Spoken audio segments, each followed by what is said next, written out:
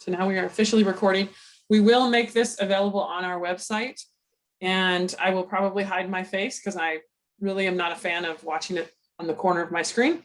So my name is Jessica Castaneda. I work as the director of IDRC. If you're not that familiar with IDRC, we're a consortium of 26 different states that are all focusing on trying to improve IDNR. And my job is to try to help provide as many resources and help the states as much as possible. And it's been it's a real pleasure. I worked for about 17 years as the coordinator for Tennessee. So my background, what I share, is from experience in the field and from the chance that I've had to be able to work with other states. And so I'm going to hide my face right now and then get started. So this training really came about because I had come across a national database of mobile home parks, which is a really weird thing to be excited about. But I worked for a long time covering Tennessee, and finding migrant specific housing or places where families were, as you see on the poll, it could have been random throughout the community, but a lot of the older mobile home parks, I had good success in finding possible eligible families in some places. And I kind of pushed this out and sent it out to people. And I had several states reach back and say, well, we really don't work much with housing. And to me, housing is one of those obvious things that I had to work with. So I'm coming from the perspective of really believing that housing is a really key, important part of recruiting. But if you're not sure of that, then I'm hoping that what I shared today will kind of get you, wanting to visit housing. But if you're really not a fan, you may have your reasons, but I'm going to try to put out there why I think it's important. And then there's also some tools and some things that can help you out. And I want to make sure that we share those. So I will try my best to, I can't walk and chew gum at the same time, but I will try to pay attention to the chat box. I will also try to make sure that I put some of the links and things that I share with you so that you can check it out at the same time. So we really appreciate people's participation in these webinars. We hope that they're helpful. We do keep them on our website, and I'll show that at some point. So I have here housing really being the other key part of recruiting. So I think there's some obvious pillars of really making sure that you do IDNR right. Obviously, schools, one of the best practices that we think everyone should have is that you're working with the schools, and ideally you have some sort of way to capture a survey, or, they're called all different kinds of things, when new kids come into the district who might have recently worked with agriculture. This is kind of standard practice. A lot of places don't have it for every school district, but when you're talking about the pillars of really what's needed for IDNR, for sure you should be working with the schools. Absolutely, you should be working with work sites. I think this is a challenge in a lot of places where we are really lopsided. We really work with the schools, or we really work with work sites, but then maybe we don't work with schools. But work sites, the ideal, best practice would be getting permission to speak with those workers, maybe even getting access to orientation meetings, notifications of new hires, chance to talk to workers during lunch breaks, before and after shifts.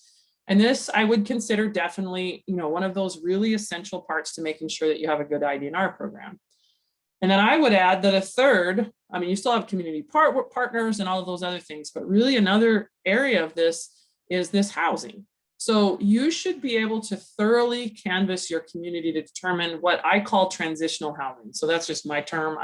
To me, it just means, some sort of housing that is easy for people to come into a community and find. One of my challenges was asking the right questions when I was trying to find this.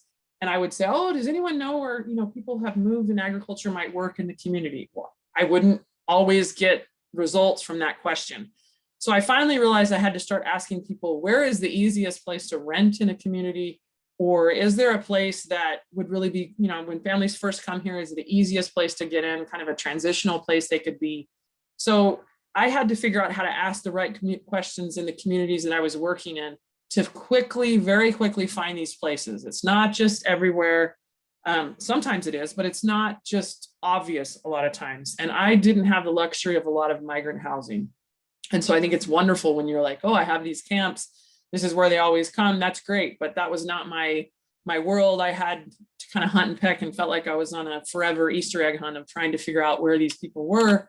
And it was not obvious. And so in my mind of what's common sense with IDNR, if they're not in school, you know, you're not going to find them. So your OSY and your pre-K, you're not going to find unless you have some sort of way to find them and, you know, at their house. If they're not at the job site, which so often you show up at the job site and you get asked for permission and they don't give it to you. So you've got to figure out, or they let you talk to one or two, but not to the rest. You've got to figure out where these guys live. So it's kind of an obvious thing that housing should be a part of what we do. But what I would call transitional housing are these temporary places that people come into a community. So this picture looks very similar to some of the things that I have spent a lot of time visiting. So these are places that, and again, I'm generalizing, these are when brand new families come. Some families you've had 2 years in your community and it's very different, but those that are, you know, generally first coming in, it's helpful to find, you know, housing can be very hard to find. So where can they rent by week or by month? Are they staying with other families that possibly they can stay short term for a month or two until they find a place? Is there just random housing in your community that is low cost and available in the season? And then a lot of times it's not in the best shape, and sometimes the owners are not super responsive to renters' needs. And so these are important things to remember, because we'll talk about conversations that you can have with housing managers and how to ask about where you can find these other types of things. So Jessica puts on there, do you actually knock on doors when canvassing? I have knocked on a million doors. Now, my background, I actually, before I was ever worked with the migrant community, I was a missionary and I learned Spanish. And so I originally came from the background of knocking on doors from a religious point. And it was so easy for me when I wasn't doing it for anything related to a church or anything. Years later with Migrant Ed, that it was like, oh, I'm just here to tell you about, you know, some sort of educational program that we have that's totally free. We don't have to talk about the purpose of life or any of these other things. For me, I came that it was really easy for me to go ahead and knock on a door. But I don't believe in knocking on every single, if I go to a trailer park, knocking on every single door. I don't believe in that at all. But I do believe that you have to get a good, and we'll talk about this, a good understanding of who's living in the particular place. And you can do that pretty quickly by doing several different things, and we'll go into that. But yes, I have knocked on many, many doors all over a community, and I'm a huge believer in asking questions. So the people that live in that community know their neighbors, or they don't know their neighbors, which is an interesting thing to figure out when that happens. And they can usually give you a heads up of where you could go. So I'm a believer that you should know all of these types of transitional housing, as I'm calling it, in your communities. So how do you find those? Sometimes you're literally just, you know, looking through the, you know, you're Googling, or you're, you know, in a long time ago, we would actually look in the, you know, yellow pages, or, you know, just different places that might notify of different housing that's available. When we talk about, I'm going to put inside, I am going to share something with you and then also put it in the chat box so that you can check it out. There is a National Mobile Home Park Directory. And so this is kind of an interesting thing. And let me see if I can share with you where I'm going with this and share my screen too. Okay, so HUD actually has a really interesting tool. And let me put this in the chat box so that you can see and kind of check out your area. Let me know if it doesn't open or something like that. So they basically have to keep track in case of natural disasters, or if something happens, you know, a hurricane, or and where I'm at is tornadoes, just to know what kind of housing might be in the path of storms. And they actually have this resource that's pretty cool. And so if you click on view full details, it'll show you where this came from. And so this is mobile home parks from, you know, HUD's information, and there's a map. So if you click on it, you can actually kind of see the different, you can look in a specific area, you know, for all these little dots will be all of these different trailer parks that are available, and it'll give you information of exactly where it's at. But what I think is, you know, so here you can see all these, there's millions of trailer parks all over this country. And where I live, let me just kind of give you, I'm kind of in the middle, I'm kind of in this area right here. We don't have very many. And interesting enough, of the 3 or 4 that are listed here, these were all places that I used to be able to find migrant families when it was my job to actively kind of recruit in all of these different areas. And I would have not known that there was some random, you know, mobile home park up here in Doletown, but these kind of tools, I didn't have anything like this. can be extremely helpful. But there's a better way that you can do it. If you click on the download, this will actually give you the entire data set for the whole country, which you could download and kind of figure out whether you want it CSV or whether you want it KML, whatever. You can actually, put this on some other tool if you wanted to, and I'll show you one that's created from this. But I could literally just download the CSV file, filter out what I wanted for my state, and then put it on a map and see what it looks like, and see what's in my community. So that's one resource. Let me share. Go back to where we were before. Let's see if I can make sure I'm sharing the right thing. So that to me was a helpful resource of, wow, there's actually a national database of this. And then you can also kind of Google the parks that are there. So I might be able to click on one and find out that, okay, there's a Lowry Lane Trailer Park. This was one of the ones that I could find out, possibly, let's say nothing about them. You can always call them and, ask a few probing questions. Like I used to call and say, hey, I work with families that have been here less than 3 years that often move for agriculture.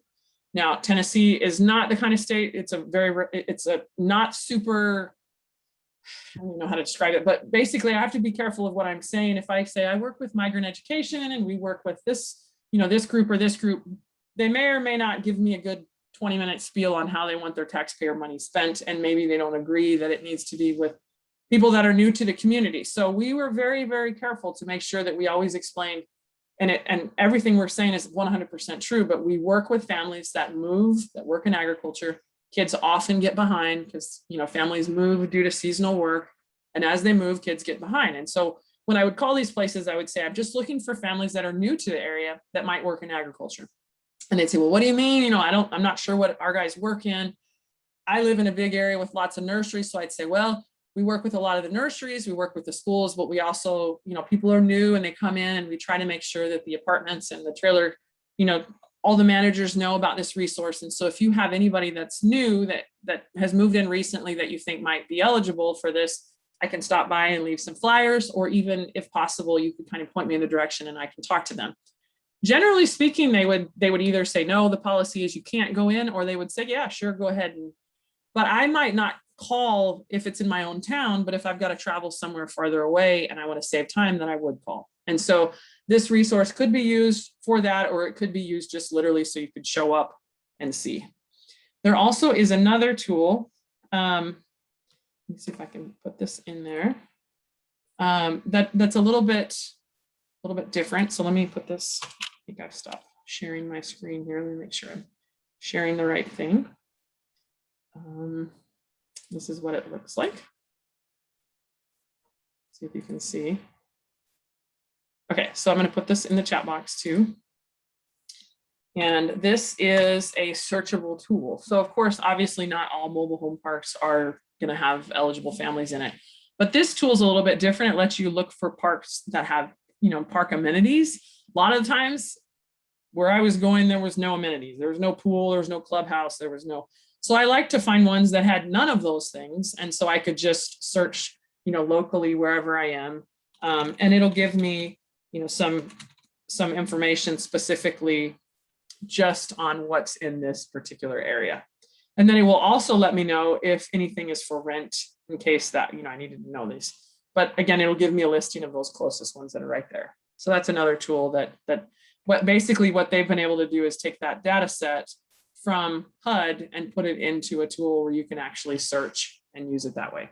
So feel free, if that interests you, to be able to try that out. And so let me share my screen again on, find the PowerPoint that we had.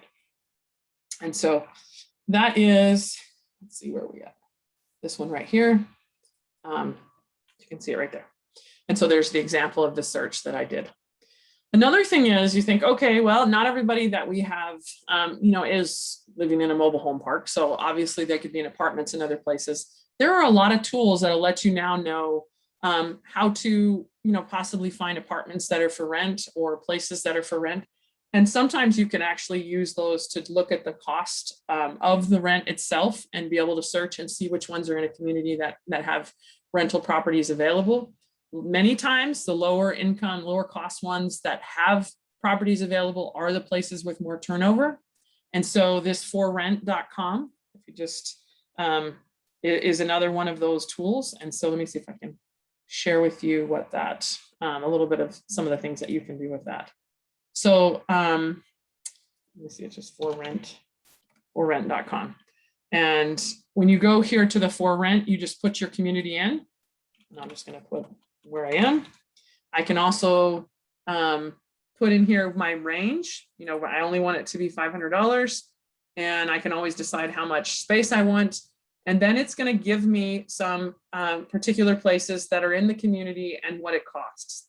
And interestingly enough, some of these things like this Oriole Drive was another one of the places that we could usually find workers that worked in nursery that would be eligible. And so some of these new tools that are completely for other purposes, you know, literally if you're coming to community and you want to use, it's helpful for you to know if you do have families that are asking specifically for places that might be for rent.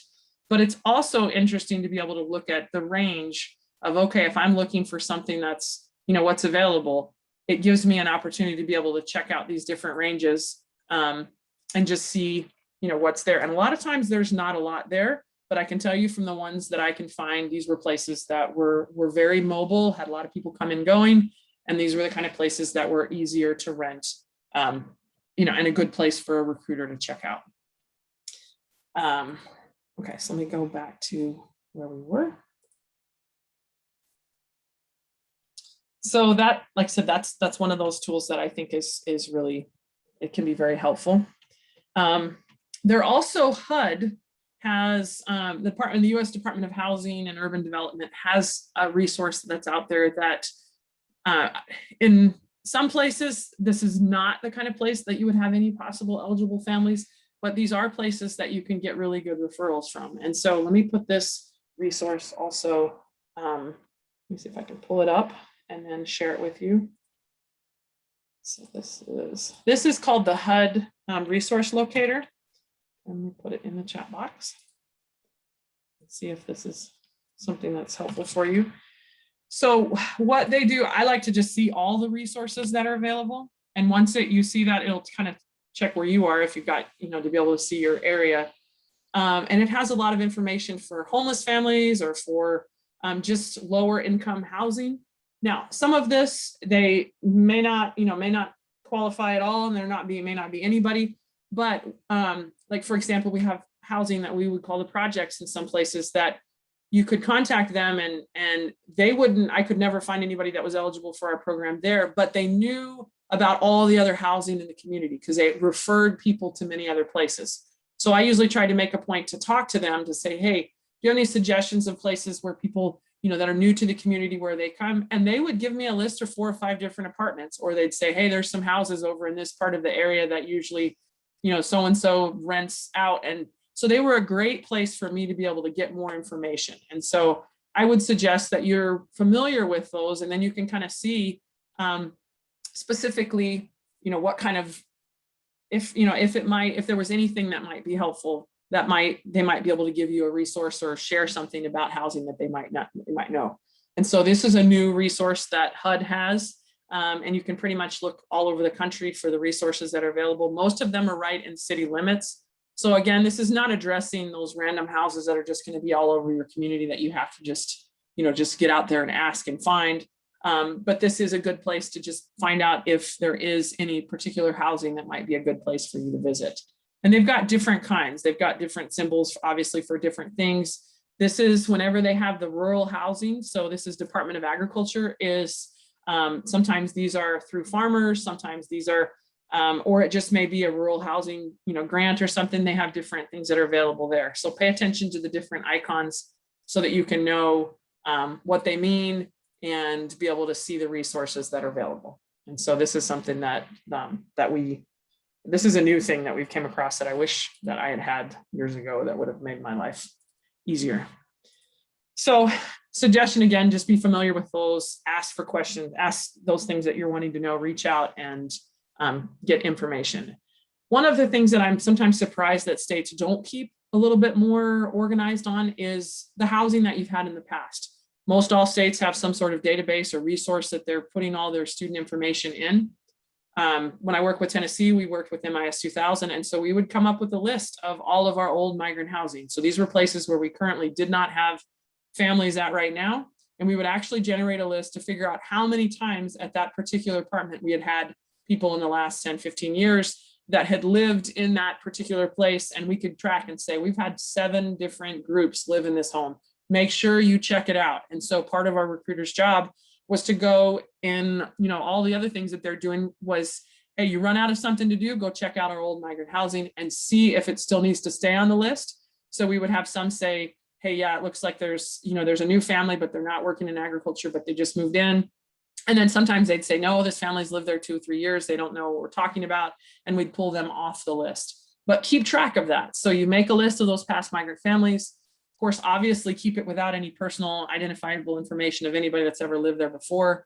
We like to put it on an actual map itself just to be able to visually be able to see. Again, this is with nobody's name or anything, just, housing 1, housing 2, and be able to just kind of have that as a resource when we're out there, and then making sure that our recruiters could actually go in, check on those locations, mark them off the list if they don't need to be there anymore. I know we've kind of mentioned this many times, but on the IDRC website, and I'll just go ahead and share that with you. Let me see if I can get this up. On the front of on our website, we have made it a point to try to make sure that we keep track of the H2A and H2B relevant information that's out there for states. And so we do have the maps that are there. And so I'll put that in the chat box in case you haven't seen that. We do update those once a month or every 6 weeks. If we're really slammed with stuff, it may take us a little bit, but it's an automatic update. So if you have the Google Sheet that you're pulling down the information that we have on there, it will be automatically updated whenever we update that. And I wanted to point out one of the resources that we have on there. So you can see the state of Arizona. And if I click on Arizona, this is going to give me a list of all their work sites. Then there'll be a little map icon right next to it, and that will be a map of all their work sites. And so, like, for example, if I open this up, it's going to be IDRC is always the password on all of these. I'm going to be able to see all of these different work sites that I have. So this is a BatchGeo map. BatchGeo, one of the cool things about it is you can play with the data. I'm a huge fan of Google Maps, but this BatchGeo does have its purpose. And one of the things that you can do is just look for specific types of work. You want to say, I want to see only the broccoli workers, and it'll show you that, or I want to see, you can play with the data as you're using it. And hopefully I am sharing my screen and not just, yes, I am. You can also go on here and look at the total positions and see where the larger number of work sites that there is. But going back to the website, we have the housing. So all of the H2A and H2B relevant housing sites are also listed. And so you can go to these maps. These maps can be used with your smartphone. So if you open it up and then you click on one of these little things, there'll be a little arrow. Hopefully you can see it. If you click on the arrow, it will take you to a way that you can actually tie it into Google Maps or to whatever you use on your phone. If you have an iPhone, you do need to download BatchGeo's native app, and it'll work that way. If you have an Android, it'll just work how it is. But here you can actually see when these, when they'll be there. And so you can kind of take a look and see these different maps. But so everyone should have, if you're saying, I'm not sure where to start with housing, every single state is listed on the IDRC website. Our IDRC states are first. So if you look at it and say, where in the world is North Carolina? Scroll down, you'll see it down below. And so these are updated again, this second. So this, we have the work site, and then this little house icon is the actual work list, the Excel list that you can pull down that gives you those if you want to make your own maps or something. So we are trying to make sure that we're able to give you pretty good data that you can, at least everyone should be able to clearly visit their H2A housing, to make sure that you're able to recruit that way. So that's where that is. So make sure that you kind of play around with that if that's helpful. Again, here's the review of you. If you want to use it with your navigation tool, use that little arrow. And then you can play around with the navigation bar with some of the resources and some of the different ways that you can play with the data. It says, what if the map is private? So if there's a password on it, like if you just open it up, the password is IDRC. So that's one of the cool things about the BatchGeo is you can completely make them private maps. So Stephanie, I'm not sure if you're referring to the IDRC website maps, but BatchGeo maps, you do a lot of times make them private just so that they're not searchable on the internet. And so, but all of our maps will come up as private maps, but it's always, it's always the IDRC website, IDRC password. So this presentation and all of ours, let me go ahead and share that while everybody's on here. Whenever we do any of our presentations, hold on, let me see where I am. I'm gonna get out of this and open up. Whenever we do that, we always make sure that it's on our website. And so we have some new things on our website. I'll go ahead and share that just because of the question. If you go to right to the front, there is what we call our webinar portal, and we put all of them right there. But we also are archiving all of ours. We have a full playlist of all of the any of them that we've done before, and you can view those, and just they're completely free for everyone. And then one other thing that we're doing is we have a recruiter portal right here at the beginning.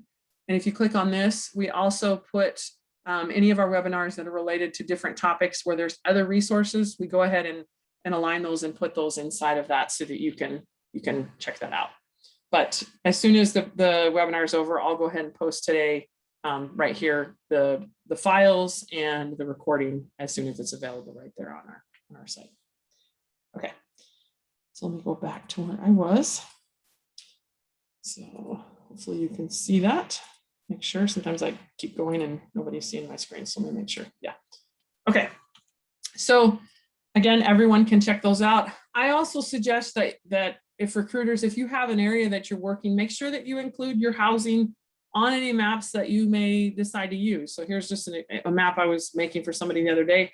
And right in the middle is this, 2 little beds. So I know that it's housing, that this is H2A housing for this particular place. And I can see that we've got, I've got beef producers, I've got cotton, I've got some vegetables and some fruit, I've got some housing. And so if I was the recruiter for that particular area, I would always have this map so that I could make sure that I'm, keeping track of my data and visiting these places. And I would make sure that my housing locations were also included in that. There's a question that says, has IDRC explored making state housing maps based on DOL's list of registered seasonal temporary agriculture housing?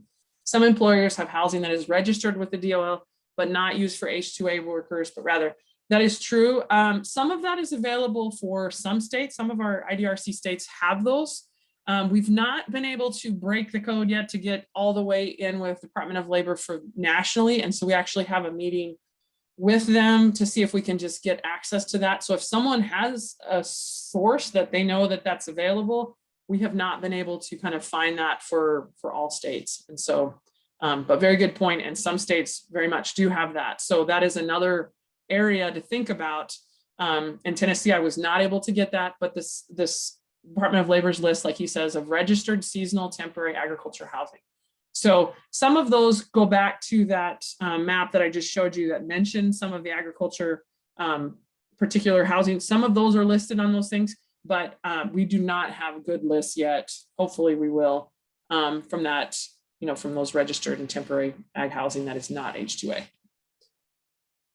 So yeah, Josiah, if you want to email me your email of who your contact is, I'll put my email in here. I would love to ask, because if you've got it there, that would be extremely helpful, because that would be something that we would love to pursue if we could do that. Okay, so I saw there was a couple hands. If you want to put your comment in the chat box or on the question and answer, then we can definitely try to address those. Okay, but thank you. Yeah, Josiah, let me know who your contact is, and we can definitely try on our end to do something. One of the just things that I always like to mention is don't forget the power of Google. Sometimes we're all like, well, we're not sure where to go. And you literally could just put, apartments, McMinnville, Tennessee, or apartments, wherever you are, and you can see all of these things, and you can take a look at them and think, okay, do I know, apartments are one of those things that sometimes people, we spend all this time and, hunting and pecking and trying to find little, houses in different places where there may be a whole apartment complex that that, certain workers are at. So make sure that you're, don't forget to just Google, and those are right there. And a lot of times you can read information about it. And so some of these ones that came up, I was just trying to look, and the resources that I started 20 years ago with Tennessee and recruiting, that we didn't have all these things. And so I spent a lot of time trying to call one place and ask who I should contact and if they knew the manager from another place, but was able to find a lot of good leads from that way. Another thing that I would suggest is use school mobility data. So in each one of our communities, especially if you don't know your community very well, schools, you should be able to get from your central office or which schools have the highest mobility rate. So which schools have more kids coming and going from their particular school area. And so this is one of those things that when you think about it afterwards, it makes a lot of sense. But if I have to cover my whole county and I'm not sure where I need to start, or I have a big, huge region, I want to look at which schools in the district have the highest mobility, and then try to figure out why it has the highest mobility. Is it because one school provides transportation and another one does not? And so literally people are just trying to figure out how to get their kids back into a school that does have transportation, because we actually had this in one of our areas. I thought I stumbled into something great, and it was a transportation issue. But in a lot of places where kids are coming and going, the apartments and the housing in that school's area will also have a lot of movement. And so if I am responsible to go to an area that I do not know, that is one of the things that the indicators that I will try to make sure that I can figure out. Okay, where is the highest mobility? Which school has the highest? What kind of apartments or housing is right available in that? And I'm going to start there. And so to the question earlier of would you actually knock on all doors, I would guarantee there's different approaches, and maybe I'm jumping I've got a slide, I'll wait just a little bit. Before we get there, so we've got this idea, we got mobility, we're asking questions, we're starting to ask, maybe we meet with the principal of that particular school, we find out if they have any information of the demographics of the kids that are coming and going. We explain the program, and we try to see if we can have those surveys in schools, and then we try to say, well, do you know where people might live right around your school that we maybe should go visit? So one of the things that I think recruiters have to get really good at is knowing who you should ask about housing in your community. Who knows these things? I would make the mistake of just stopping at the Chamber of Commerce and just asking the secretary, and a lot of times she didn't know. And so a lot of times your school transportation bus drivers know about housing, your post office drivers know about housing, your police officers know about housing. Apartment managers obviously know, because a lot of times they provide referrals or suggestions when someone, they go somewhere else. Farm owners know those that are right around. Like a lot of times you talk to them, you get permission to talk to their workers, and then you say, hey, is there any place close that you suggest that I talk to? And not just farms, but suggestions of places people might live. And school truancy officers a lot of times know all about housing all over the whole community. And then, of course, any partner agencies that work with any home to service types of programs. So it says here in our district, we have an occupational survey that we do as an online enrollment. I'm able to get an email. Yeah, that's ideal. That's helpful. But then you think, okay, if they don't enroll, so do they have any older brothers or anyone else in their family or anyone close, neighbors, or that housing, getting out to the housing would be really helpful. I think I might have okay, making sure I didn't have any other questions. Okay, couple more. I noticed a couple more raised hands. Again, feel free to put your information in the chat box. So now that you've done all this research, you've got your listing of the mobile home parks, you've got the apartment complexes, you've done some Googling, and you have these places. What do you do when you get to these places? So I always like to kind of think things out. And if you're brand new at this, it's hard to think out exactly what you should be thinking out. But here's some things to think about. I suggest you make a plan before you get to the place. I was never a fan, I never had the luxury of working with somebody else. I was always by myself. I think with recruiting, some people say, oh, I absolutely love everything about recruiting. I liked a lot of things, but I did not like a lot of things. And that's just life. And so I would be like, okay, here we go. All right, it'd be a little bit uncomfortable. Or things that you need to think about. Will you do and I don't know if I spelled this right, scoping. Will you do a little bit of scoping out the place first? Like, will you kind of look around, and will you drive through and look at the license plates and see? One of my pet peeves is like that looking at license plates shouldn't be the only thing you're doing. I used to have recruiters that would work with me sometimes that would say, oh, I drove around and looked at license plates. that can only be a helpful to an extent. Then you have to get out of your car and go talk to them and figure out, where is a place, and, and are you a border state? Is there, are you right close to the border of another state, and you're going to have just naturally people from other, tags. But if you do have it, what do you do once you see that? Will you knock a door or two and ask a few questions? And when you do ask questions, what will you ask? Will you look for those tags? And so that's always helpful. Will you stop at the office? So I have no recruiters that always stop at the office and try to get permission first, because they've had really good success with that. And I know other ones that will hide from the office and try to make sure that they visited everything farther from the office and visit the last ones close in case an apartment manager finds them and wants to kick them out. I'm kind of in the middle about that. A lot of those, some of the places I would try to ask around a couple, few people first before I went to the office. But then sometimes I would try my luck if the office was right obvious and I felt like they were going to see me walking around and there was a chance I could be kicked out before I got good information, then I would make sure I talked to the office manager. What time will you visit the housing? So are you an agribusiness area where there's certain shifts where people are going to be coming, going at a certain time? Do you know what time, this sounds kind of creepy, but do you know what time kids are picked up from the bus in the area so that you could just see if there's a whole bunch of kids that gets on the bus? So I've stumbled in on that where all of a sudden everybody, I'm getting ready to go knock on a bunch of doors and all of a sudden the bus pulls up and all these kids come out and I see them go all to different houses and I think, oh, this is like jackpot. I now know where I can at least ask if they know of possible families that have kids. And so you have to kind of think of like the best way to do this. And there is, in my belief, there is not just one approach that works well. There's a lot of different ways. I've seen it done in many different ways.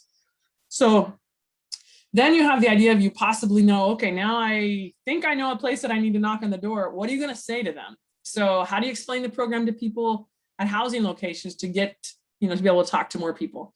My favorite approach, and this just works for me, I always would say I work with a program that helps children and families that move often and work in agriculture. With agriculture, there's a lot of change in seasons, different types of work, families often move. As kids move, they fall behind in school. As they fall behind in school, many don't graduate. We are here to try to find them, help them overcome those gaps so that more kids can graduate. Then I would just say, hey, do you know of any of the families have moved here, recently, or any of your tenants new? And do you happen to know what they work with, work in? And then they would usually say, well, I think a lot of ours have been here a long time, but apartment 2 or 3 is newer. And then they'd say, well, are you wanting to, and usually in there, I would say, we're trying not to knock on everybody's door. We don't want to bother everybody, but if you could help me know who this might be beneficial for, we could go just to them and see if they know of anybody. And so that helped me get in there. And then I'd say, is any chance they may have any children? Every now and then I'd have a random kid that would want to know what we were doing. And I would ask them, hey, do you know of anyone that's moved here? And ask them, or ask, any of the other tenants and make sure. And they might say, hey, go check out apartment 4. I check out apartment 4. Ask them, they might tell me to check out apartment 8. If I can't get anything, then I'm going to knock on more doors until I get general consensus that pretty much everyone's telling me, hey, only, apartment 4 really is the only new one. He's usually here at night. Then I take a good notes and I try to make sure that I do that. There's a comment that says, in our area where most of the migrant population is Hispanic, we can check the trash can for telltale food scraps, tortillas, Valentina bottles, as well as other clues like chili plants and the flower pots. Exactly. You can kind of look at all different things. A long time ago in Tennessee, those little satellite dishes that everyone used to put on their houses, when it was a dual language program that they bought, there would be 2 little prongs on that little tiny satellite dish. And we would literally drive and pay attention to see if we could see that 2-pronged little satellite dish, because there might be someone that was learning another language who might possibly be eligible for the migrant program. I do know that some programs have said we don't want to feel like we're profiling. We feel like that's not, but in all of it, it's not that we're profiling. We're looking specifically for people who work in agriculture, regardless of race, regardless of whatever. And there are certain things that are really helpful to pay attention and try to find. And so you're going to have to do some things to try to think about the best way to do that, the best way to approach it. So here's a few things to think about where it says, what to ask for when you're requesting permission. Can I knock some doors and ask if anyone knows of someone who possibly qualifies? And then it's super helpful to have something in your hand of what you're going to give out. What are you doing? What are you selling? What are you, of course, we're not selling anything, but that person is going to say, what exactly are you going to be doing once you do talk to someone? So we always tried to make sure we had supplies such as like language learning materials or crayons or bandanas or different things that we say, well, we hand these things out when we first sign them up, so they could kind of see that I had something tangible in my hands that I was going to give to them. And another question, you might know of anyone who might be new that might work in agriculture, so I don't have to waste everybody's time if they've been here a long time.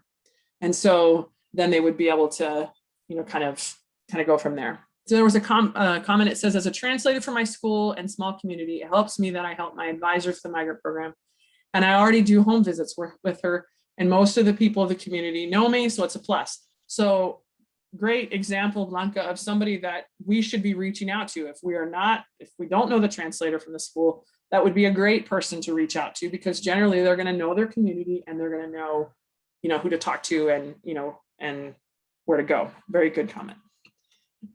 Another question. So let's say they say to you, no, you can't go knock on anybody's door. That's not allowed. We would then say, well, is it possible to leave some flyers in the laundry room? Could I possibly leave something on the car dashboards, like, just a flyer that has our information? And then if they're like, no, you can't do that, then you say, okay, well, do you know of other places in the town that might have renters that work in agriculture, or places that it's easy to rent, right away, or rent monthly or weekly? And then a lot of times they could give you information. So I would always have a tier of things that I hope that I could get. First, ideally, they let me actually just go knock a few doors and maybe even get, suggestions of who is new. That's what I'm really hoping for. If they shut that down, I'm going to say, okay, could I put some materials somewhere? What do you suggest? How can I get this information out? A lot of places have a laundry room. That's my next one. They shoot that down, at least I'm going to try to find out what they know in the community. So don't give up super easy. Make sure that you have some things that you're looking for. So going back to, I believe it was Josiah's comment on, you should look for certain signs. And so for us, a lot of times a brand new family comes in, sheets go up in the windows. That was something that, they're not like fancy, curtains or anything. The sheets get put up there. Produce, depending on the type of work that they were doing, we had a lot of tomato workers. And if there was, they would be picking green tomatoes, and once they turned red, they weren't selling those. So they might have boxes of the red tomatoes on their porch. Some of our agribusiness places may have aprons or boots or things that they're hanging on the front porch. Out-of-state license plates, we're all kind of familiar with that. Muddy shoes or vehicles. I did some work in, I think it was in New Mexico not too long ago, a couple years ago. And it took us a while to figure this out, but there wasn't a lot of mud in a lot of the places. It was really pretty dry, but a lot of the dairies where a lot of the workers were going at this particular time were pretty muddy. And so the cars would get really muddy. So we started looking for very muddy vehicles because that was not common. Most of them were not. The real obvious one, if there's some sort of parking tag that they have for their work.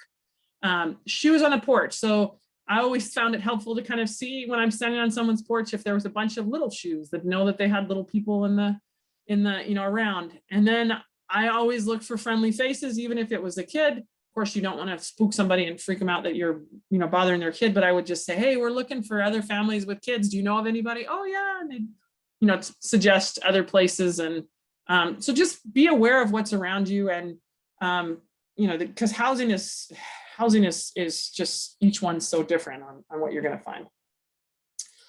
Yeah. So safety checks. I know that on the poll, I don't know if we still have that up, on how many of you think that housing is safe. 30% of you don't feel comfortable at housing. And so if you want to, in the chat box, you're going to put what makes you not feel comfortable. I think some of the obvious things is you knock on the door and you don't know who is going to be on the other end. When I first started recruiting, one of my areas was Chattanooga, Tennessee, which, if there's all sorts of this cool touristy stuff in Chattanooga, but if you go 2-3 streets over, it is not very cool. And so it's not super, super bad or anything, but it's just the kind of place that, when I first started, I actually had a police officer pull me over and say, hey, do you realize this is not a good community? This is not safe. I'm thinking, oh, great. This is lovely to know. And so I was real careful if I had to go in a hallway or inside of a place that there wasn't anybody else around. And so I tried to make sure I liked it. The more people I talked to, the more people that knew that I was out there, I liked them to be kind of paying attention of where I was going in case something, and there were times that I walked in somewhere and said, oh, I'm out. This is not, this is not where I'm going to go. And so then I'd try another avenue. But a lot of times it was just a little house that I could just pay attention to what areas I really could safely go, bring a friend if I, if it wasn't that, specifically safe. But you really definitely want to make sure of where you are and what's going on. I had another area that I one time was asked to help a state recruit in. And in this particular place, I asked them when I first started, hey, is there anywhere in the community that I really should be careful about? And the guy said, no, don't worry about it. There's nothing that you have to worry about. I thought, okay, small town, this shouldn't be a big deal. Well, I went to this one place and it was an old like army base housing. And as I was walking around, people kept looking at really strange, and like nobody was really out in their yard, and half the world had a pit bull in their front yard. And it was just odd to me that it didn't give me the feeling that this was, I couldn't figure out what was going on. And when I talked to people on their doors, nobody knew about their neighbors. And turned out once we finally, we started asking around, we found that the kid had been stolen the week before, or really recently, it was a couple weeks before. And in a van, someone had come up and taken, and that they had, all sorts of problems with drugs. But here we are going around asking for families with kids and, explaining this educational program, and nobody's trusting what we're doing.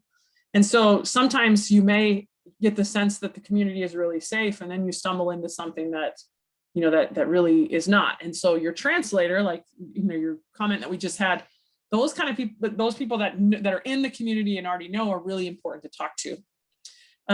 There's a comment here. It says for language learning, we carry copies of the Guia Bilingue materials with our contact information, nice to give out to folks who don't qualify.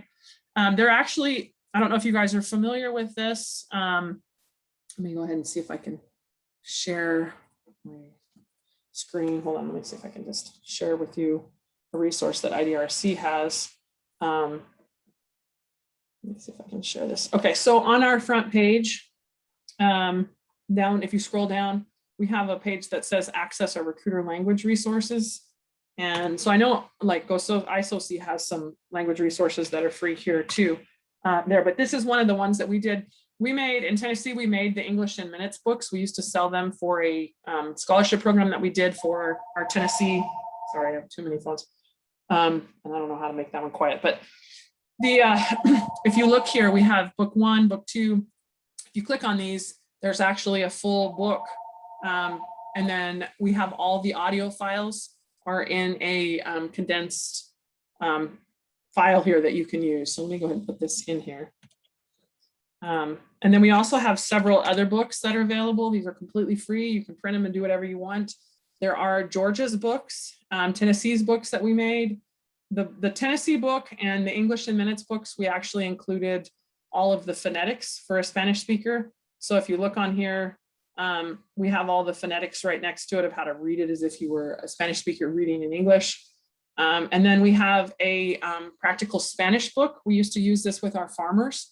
So if someone wanted to learn Spanish, we could say, well, we have these language learning books for your workers, but then we also have, here, if you want to learn how to do, how to speak some basic conversations in Spanish, and we have the exact phonetics for an English speaker to be able to pronounce the Spanish just right. And so those are there. We also have South Carolina's books, and we have a book for Somali families that doesn't have any audio with it, but all of these others have audio, and you can literally share them via text message if you wanted to. It's something that's available for everybody. So feel free to use those. They're available for everybody. And if anyone has any other resources that can be added, we would love those, but feel free to use those however you see fit. Okay, so let me go back. So a few things just on what I would consider what we call safety checks, or things to kind of think about. When you knock on a door, step back so that you have a space, always have a way out, always know that if somebody answers the door that, it's not appropriate or not comfortable or not right, you got somewhere to go.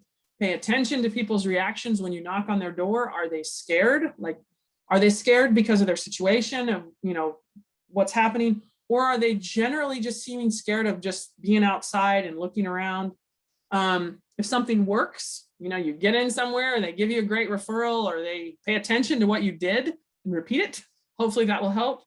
And understand that for most people, and I'm just speaking from my own experience, some of this process of working in housing or any part of IDNR is going to be uncomfortable. And you just have to find ways to work around that. Make sure you have something tangible related to the program that is going to be of worth to those that you sign up. Even better is making sure that you have high quality programs that you're working with. Give some of those materials out when you're out there. I try to give it out even to sometimes, make sure that your brochures are good and helpful. So if it's you give it to somebody that they might share it with someone else and it's clear enough of what they need to do to be able to contact you. Pay attention to animals, kids walking around, neighbors' responses, etc. And then work as fast as possible to put people at ease. So these are definitely something that's very helpful. There was a question, are programs still putting audio files on MP3 players? I do know that some places MP3 players are very cheap. And so one of the things that I've heard people use is the SIM cards, and actually instead of the MP3, because most people have a phone now, they'll put it on the cards and you can put all of those things on the card. It doesn't use their data. The other thing is MP3. So they're, sourcing right now for MP3. I know you can just go through Amazon right now. There's some very cheap ones that you can get. But she does have an email there, Stephanie, if anybody has anything that they're doing, if you can let her know. A few things that I would just consider common sense kind of to finish up on. Make sure that you're recruiting on housing. If you're a very seasonal area where people are very impacted by the weather and they're not going to be out in the fields, make sure that you recruit on rainy days. These are places that you want to find them. Be aware of when people should be at housing. Do they have a break? Is it really hot and they have a break in the afternoon and they go home? You should be canvassing your housing year round if possible and keeping notes on where you go and what you do. Make sure that you're available to go in the evenings. Sometimes I would work all day long and go everywhere and then find everybody home in the evening. I think, man, if I went home at 5, I would have missed these, and I did all this effort and here they are finally at 7:30 at night. Bring someone with you if you need to. I'm a fan. Sometimes my older kids I've got a 16 and a 14-year-old. They've been with me plenty of times recruiting. And it's beneficial for them to see how people live, and it's beneficial for me to just have sometimes, of course, if that's allowable with your employer, I would suggest don't knock on every door unless it seems like a large percentage of the people would be eligible, but don't use that as an excuse to not knock on the door. Make sure that you have gotten enough information that you're pretty certain that that you're not going to miss anybody, because many people have, multiple people have confirmed the same thing. Ask questions and save time, but ask the same questions to multiple people. I have found people will just look at you and tell you something crazy that's not true if they don't trust you. And when they do, they'll give you pretty good information if you can get their trust. So kind of in final, I really truly believe that recruiting housing locations is really key, and you just have to make sure that you're getting out there. So it says there's another comment, digital tutorial on the Guia Bilingüe materials we share with, okay, so they've got some information there specifically that you guys can check out. So kind of in finishing, I do have, we are required to have evaluations on the materials that we put out there to make sure that I'm just not putting stuff out that I think is helpful, that we can actually get feedback on what we're doing, if hopefully is helpful for states. So I put in the chat box the evaluation for today. We really do want your feedback, and there is an opportunity that you can put potential suggestions for trainings in the future. But I do hope that we can increase the number of housing places that we visit, and that hopefully we can all be pretty good about going. And if there is something that you're uncomfortable with, kind of try to identify that and see if there's a way that you can work around that, because it really is one of those really essential pillars to IDNR. And I have signed up personally many people from housing that I couldn't find any other way. And so I would suggest that you check that out. And so I know we're getting close, pretty much out of time, close to time. Anybody have any comments or questions before we finish? There are 4 raised hands. If you guys want to put your questions in the box, that would be the chat box, that would be ideal. And I will stop recording at this time.